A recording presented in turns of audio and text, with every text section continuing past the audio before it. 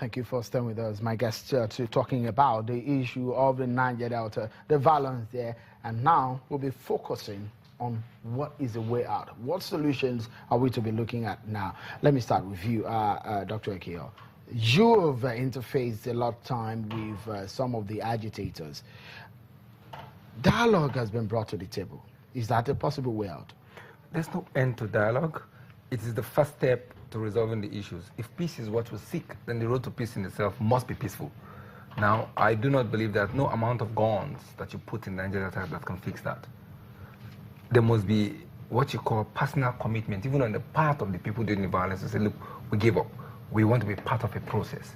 Now, to get to that table, government must... A new round of amnesty?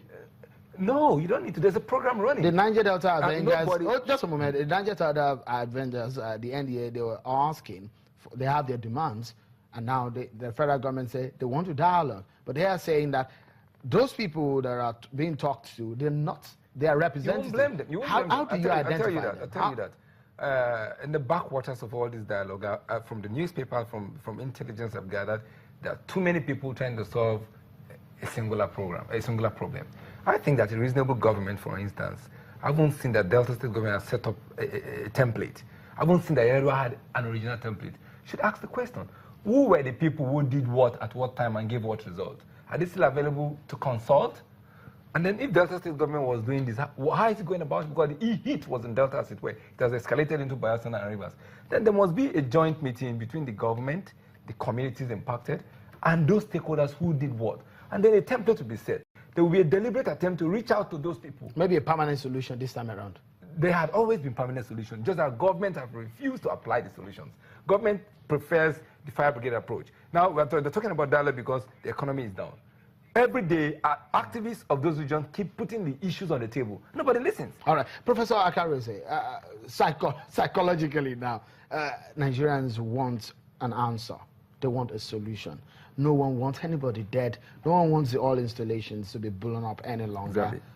From your own point of view, what is the solution that is practicable? Practicable?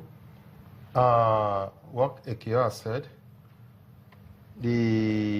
those who handle the amnesty, it has to be expanded because it was one-sided during the period of Yar'Adua. Cocoa Port is dead, Sapele Port is dead, Warri Port is dead, it's only Lagos flourishing. Those ports, you have to resuscitate them. And then secondly, very importantly, oil companies, wherever they are getting their oil, should be developed. It is not an issue where you get your oil in a particular community and then your headquarters, your infrastructures located in Lagos. It is insulting, it is slavery. And then the calculus of force should be discouraged. Okay. Barrister, now tell us, legally now, there's what is permissible, and in terms of dialogue and discussions, there's also what is very important to put on the table.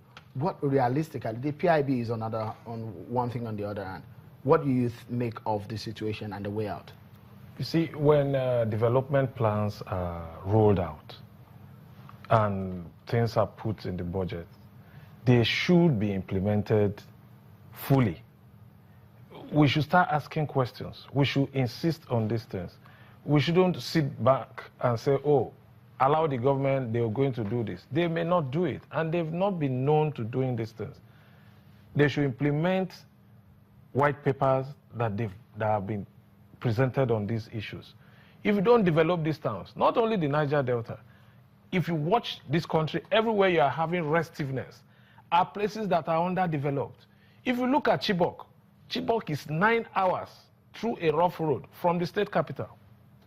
So, where would they get rescue from? They have only one school in a whole local government. It doesn't make sense with the kind of money Nigeria has.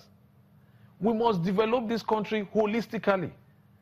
If in the whole of the Niger Delta there is so much light, there's electricity, there's school, there's good road, there's water, half of these things will stop. They will die a natural death. Okay. And finally, decentralization of the NDDC. Okay. Decentralization of the NDDC. All right. I beg, I'm unfortunately, this how far we can go on this matter. Many thanks, Dr. Ekio. Many thanks for coming on the program. Former president of Ijaw Youth Council, Professor Lucky Akarose is a professor of philosophy at the University of Port Harcourt on sabbatical in Delta State University, and Barrister Emeka Onawakwa. Many thanks for coming on the program. It's a pleasure. Well, let's quickly shift our attention back to where we were coming from on the issue of the states and whether or not they are insolvent.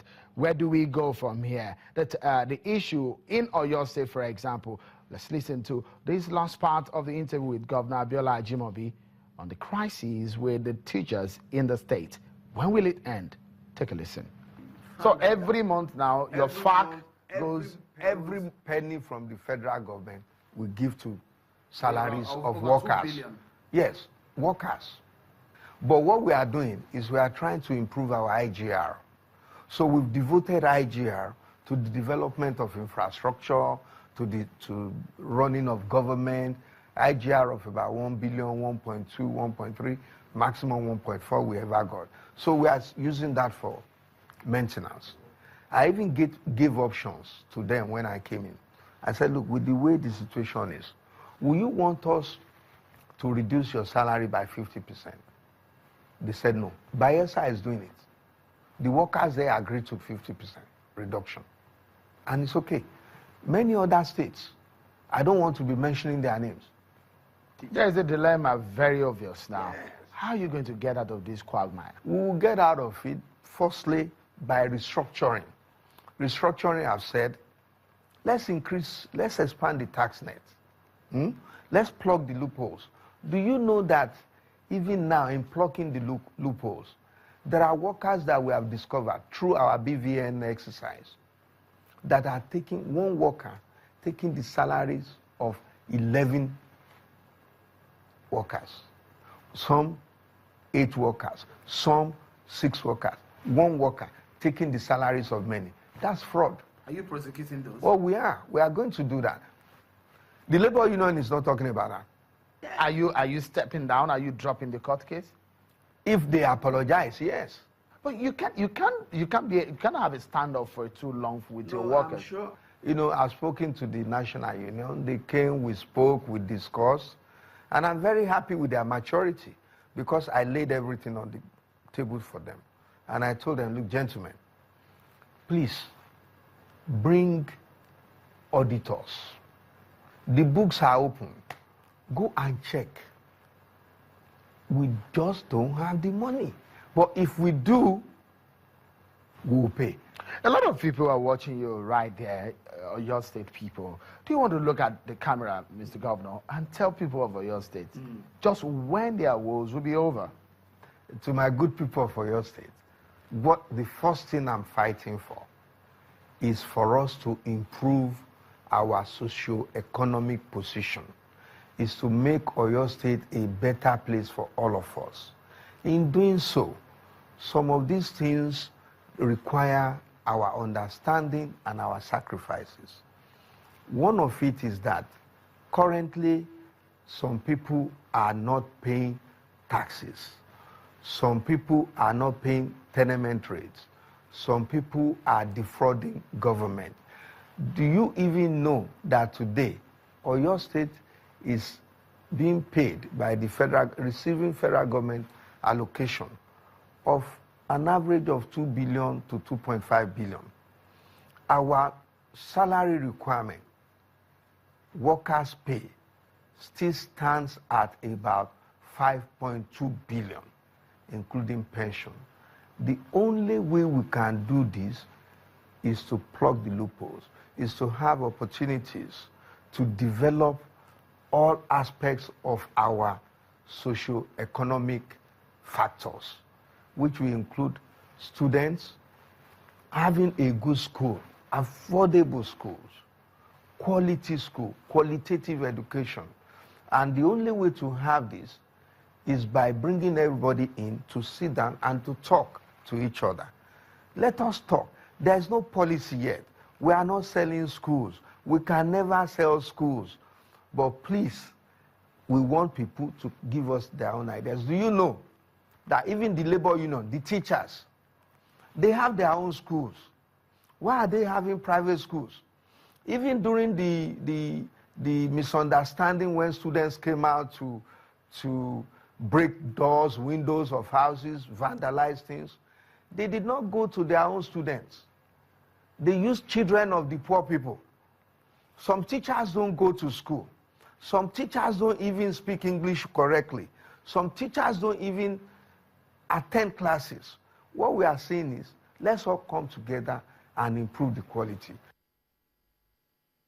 That's the governor of Oyo State, Abiola Ajimobi, talking about how the state can be fixed and how the teachers will go back to the classrooms. Many thanks for being such a great company on the program. On behalf of the team at Channels Television Headquarters, I'm Sean Kimberley. Bye for now.